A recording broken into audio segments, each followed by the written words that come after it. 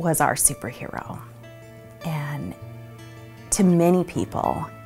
And it wasn't until later in his life that we really started honing in on that Superman thing, because he was Superman. I mean, we used to joke that chemo was his kryptonite, and every time he got chemo it would, you know, knock him down, but he'd get back up, and he'd get back up, and he'd get back up. And so that last few months that he was here, he wore lots of Superman shirts. That last birthday that he had, we had a Superman party. He loves superheroes, and that's why at the end he had the t-shirt that had the big H on it and the Superman thing. He was definitely a superhero to many, many people. He had a huge fighting spirit. He was not about to give up. We started going to some counseling with the kids and reading some books and trying to figure out the best way to do this. We knew with my oldest daughter that we had to just talk to her openly like an adult. With our younger ones, it's too hard to understand. So Hank, being really into his superheroes and the kids always playing PlayStation games together, he came up with a story to be able to give them a visualization of how to prepare for this. And he said, "Remember when we play those video games?" "Yeah, Daddy."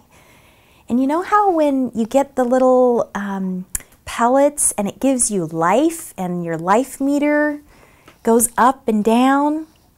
"Yeah, yeah, yeah. Oh, it's really important that we get that life, you know." And he says, "Well, you know how sometimes at the end of the game when you run out of those little life pellets and you can't find any more and your life meter runs out?" He says, "That's what's happening to Daddy."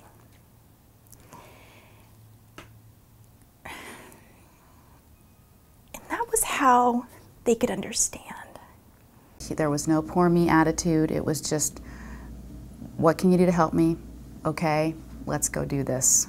And it was just all systems go forward. Let's get to the next day, because I've got some living out there that I want to do, and I want to be here for as long as I can. We spent lots of family time. We would let them have slumber parties in our room. It'd be slumber party night in Mom and Dad's room, and we would just have popcorn and movies and do special things like that. And then we just looked at it on a day-to-day basis. How could we get him the best quality of time with his children so that it would be a positive thing at his passing and not be so traumatic and so tragic? He lived, goodness gracious, a year longer, a whole year. And he did do another form of chemo, and it was hard. It was really hard on him because he was a lot weaker. And then finally, it was funny because he wasn't doing it anymore, but he had this feeling that he still needed to go to the cancer center every other week, even if it was just to get hydrated.